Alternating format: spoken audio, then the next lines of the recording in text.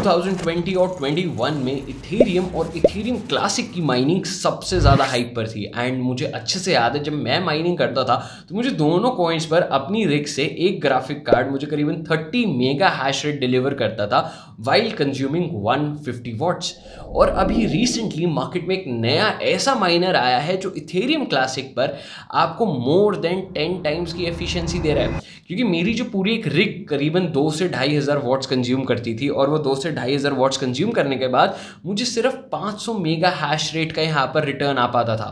But अब जो नए माइनर्स आए हैं वो ऑफकोर्स आपका रेवेन्यू बहुत अच्छा जनरेट करे और इस टाइम पे प्रॉफिटेबल है बिटकॉइन से भी ज़्यादा। इथेरियम क्लासिक पर डेफिनेटली बिटकॉइन से भी ज़्यादा प्रॉफिटेबिलिटी उनकी चल रही है। और एज ऑफ नाउ जो उनकी एफिशिएंसी है, जो मेरी ग्राफिक कार्ड वाली रिग्स उस पर 2000 वॉट से 500 का मेगा हैश रेट निकाल रही थी, अब मुझे 2000 वॉट पे मुझे करीबन 13,000 का मेगा हैश रेट मिल रहा है। मतलब कहाँ 500 मेगा हैशेस और कहाँ 13,000 मेगा हैशेस। और सिर्फ यही नहीं, आपके लिए वीडियो में एक बेनिफिट भी है क्योंकि हम दो ऐसे माइनर्स डिस्कस करने वाले, क्योंकि दो अलग अलग माइनर्स यहाँ पे रिलीज हुए हैं और दोनों की एफिशिएंसी जो है काफ़ी डिफरेंट है। तो मेक श्योर आप वीडियो एंड तक जरूर देख रहे हो क्योंकि ये आपके लिए बहुत ही प्रॉफिटेबल माइनर का ऑप्शन हो सकता है।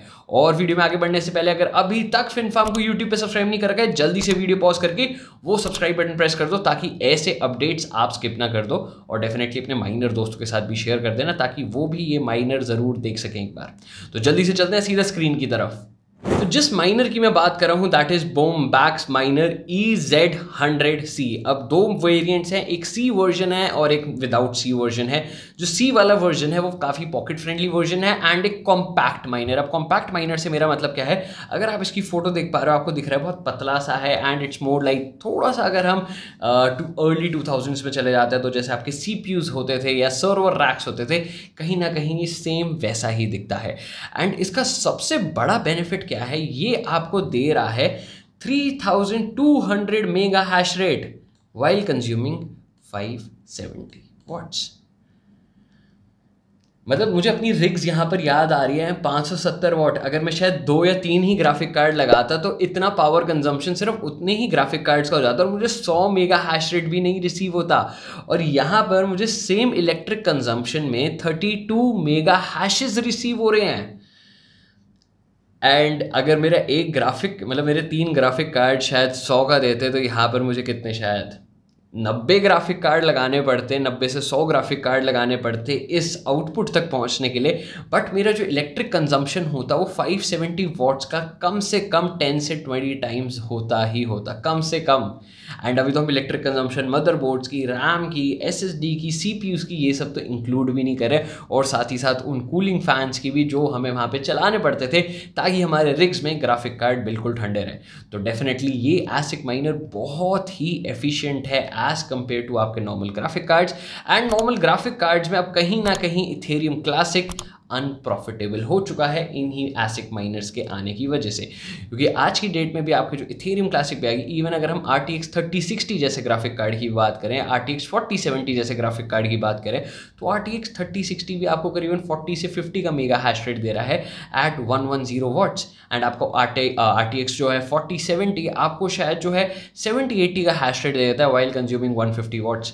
ठीक है, over the period of time graphic cards में एफिशिएंसी इंक्रीज हुई है 2020-21 के कंपैरिजन में, बट इतनी ज़्यादा एफिशिएंसी इंक्रीज नहीं हो पाई कि हम इन ASIC माइनर्स के साथ यहाँ पर compete कर सके। तो डेफिनेटली इथेरियम क्लासिक पे जो है आपकी नेटवर्क डिफिकल्टी भी बढ़ने वाली है। एंड यहाँ पर लिखा हुआ है that is Ethereum and ETH। अगर आपको नहीं पता है, इथेरियम की जो ओरिजिनल माइनिंग है वो बंद हो चुकी है, तो यहाँ पर ETH का मतलब है दैट इज ETHW, जो ETH का फोक्ड वर्जन था। तो अगर हम इसका सिर्फ एक बार प्रॉफिटेबिलिटी एनालिसिस करते हैं, क्योंकि प्रॉफिटेबिलिटी एनालिसिस बहुत ज़रूरी होता है, और फिर मैं आपको उस वाले मॉडल पे लेकर चलूँगा जो 13,000 का हैश रेट डिलीवर कर रहा है on Ethereum classic and Ethereum W। तो एक बार पहले प्रॉफिटेबिलिटी एनालिसिस कर लेते हैं। तो ये हमें दे रहा है 3200 मेगा हैशेस, पावर ले रहा है ये 570, एंड जहाँ पे मैं रहता हूँ वहाँ पे मेरा इलेक्ट्रिक कंजम्पशन इज $0.08 के आसपास का। तो एक बार कैलकुलेट कर लेते हैं। अगर आपके पास इलेक्ट्रिसिटी फ्री है तो डेफिनेटली आपके लिए और प्रॉफिटेबल है। तो यही सेम माइनर मुझे एक दिन में करीबन $5.7 का रेवेन्यू जनरेट करके दे रहा है। एंड डेफिनेटली जब मैं ये वीडियो बना रहा हूँ तो वीडियो थोड़ी सी मतलब ओवरऑल जो मार्केट का सेंटिमेंट है वो बियरिश है। इथेरियम क्लासिक ही लगभग 20-25% डाउन हो चुका है एक हफ्ते के अंदर अंदर, तो प्रॉफिटेबिलिटी भी इम्पैक्ट आ ही जाता है। एंड साथ ही साथ मुझे जो प्रॉफिट यहाँ पर एक महीने में जनरेटेड मिल रहा है दैट इज़ $4.6। तो एक कैलकुलेशन करते हैं। डेफिनेटली यहाँ पे आपको प्राइस दिख रहा होगा 3889 से 4647 तक, डिपेंड करता है आप कौन से बैच में मंगवा रहे हो। जितनी जल्दी आपको चाहिए उतना महंगा आपको माइनर मिलेगा, जितना लेट आपको माइनर चाहिए उतना सस्ता आपको ये माइनर मिलेगा। तो एक बार इसका ब्रेक इवन भी कैलकुलेट कर लेते हैं कि अगर जो ये मेरा माइनर है मुझे दे रहा है, मतलब मुझे इसकी कॉस्टिंग पड़ रही है $3890 की, और ये मुझे एक दिन में प्रॉफिट जनरेट करके दे रहा है दैट इज़ $4.7 का, तो मुझे लग जाएंगे करीबन 827 डेज अपना ब्रेक इवन करने के लिए। वैसे FinFarmers में आपको बता दूं जो ये थर्ड पार्टी रीसेलर्स होते हैं डेफिनेटली आपसे ज़्यादा चार्ज करते हैं।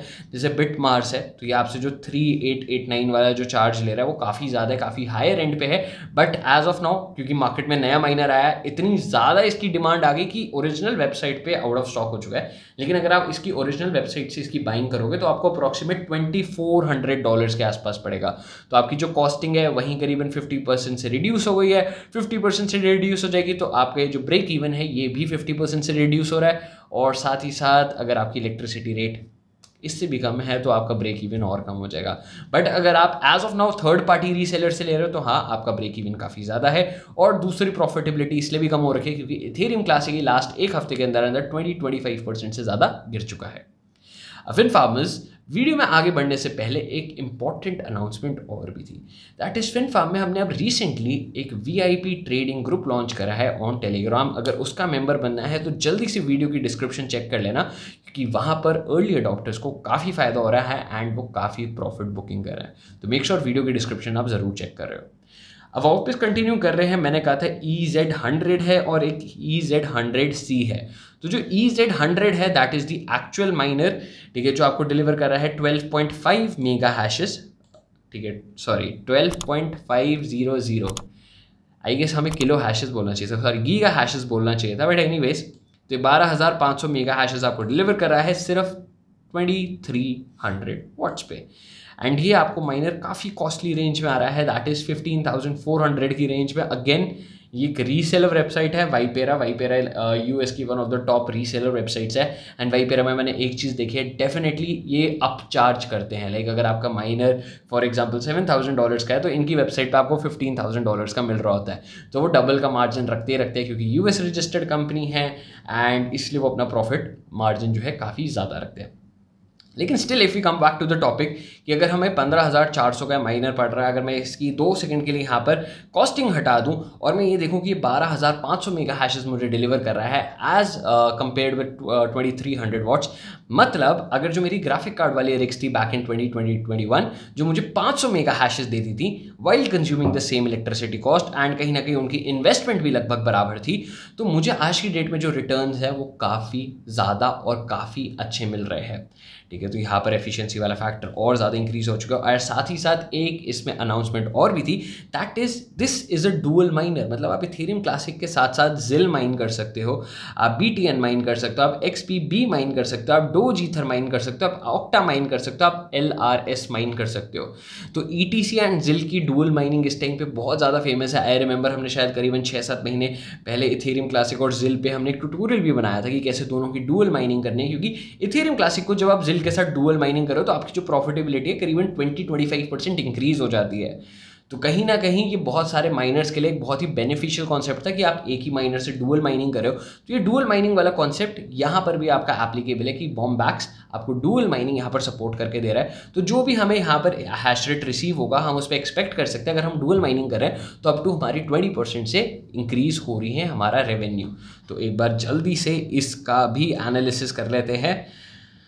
ठीक है, दिस इज 12,900 और पावर है हमारी 2300। कॉस्टिंग हम सेम रहने देंगे, पावर की, तो ये एक दिन में हमें दे रहा है $18.5, तो $18.5 ये हमें दे रहा है।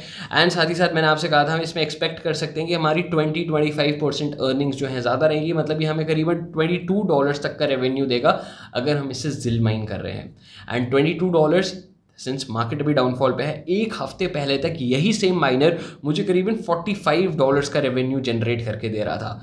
$45 इन अ सिंगल डे।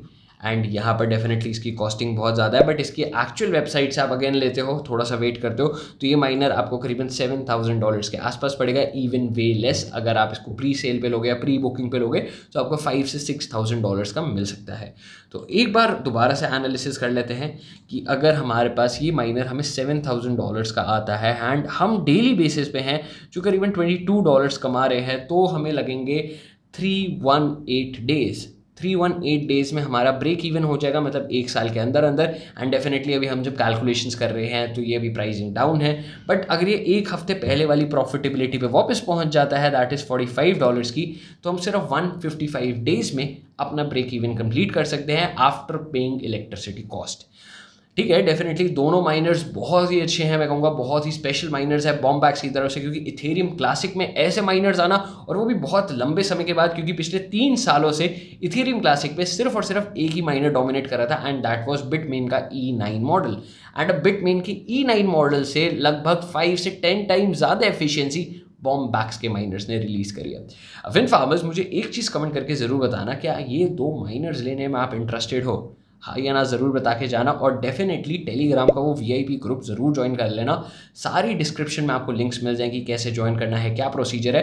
एंड साथ ही साथ अगर आप उस टेलीग्राम ग्रुप को ज्वाइन करते हो तो आपके लिए कुछ वेलकम बेनिफिट्स भी हैं, जैसे $100 का साइन अप बोनस हो गया, ट्रेडिंग फीस में रिबेट वगैरह हो गई। सारी चीज़ें डिस्क्रिप्शन ज़रूर चेक कर लेना।